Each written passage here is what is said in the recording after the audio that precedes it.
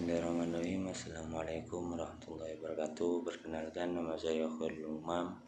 Saya dari kelas S3B dan NIM 1190461. Saya akan menjelaskan dari makul usul fikih 2. Dan saya akan mengangkat dari materi apa yang dimaksud dengan taklif dan taklif. Apa itu taklif? Taklif ialah suatu ungkapan yang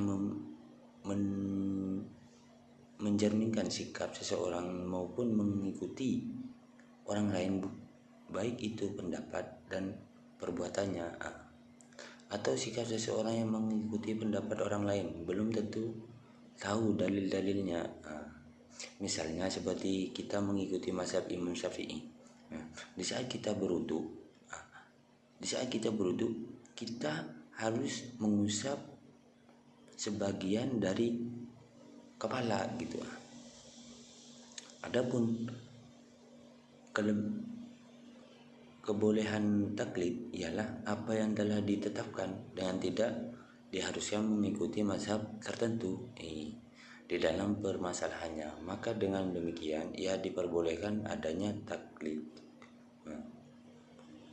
Sedangkan menurut tahlif ialah berasal dari kata lafaqoh, yang artinya ialah mempertemukan menjadi satu.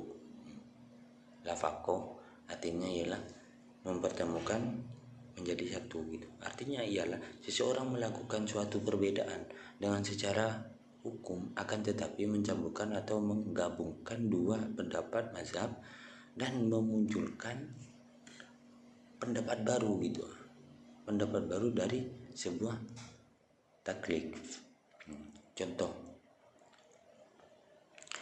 semisal seseorang saat berwudu mengusap sebagian kepala mengikuti Imam Syafi'i.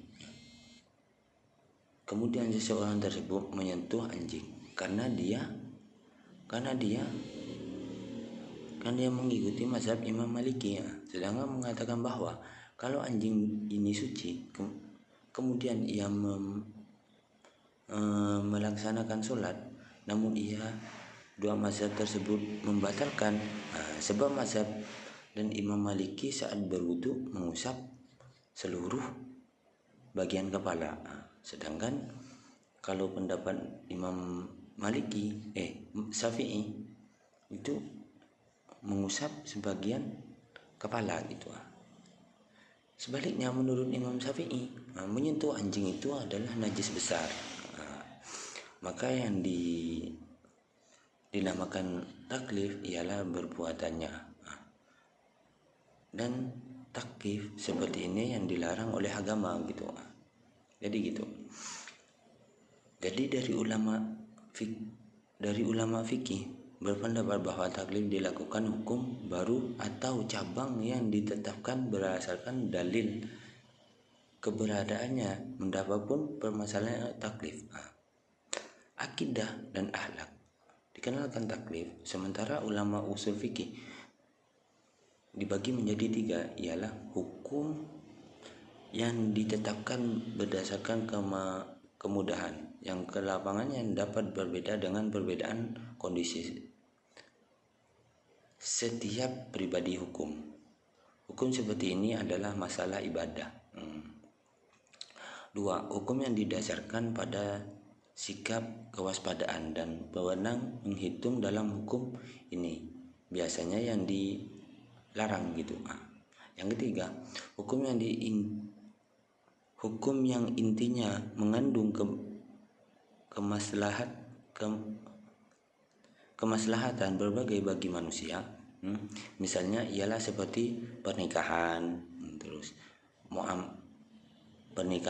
muamalah dan pidana atau hukumnya.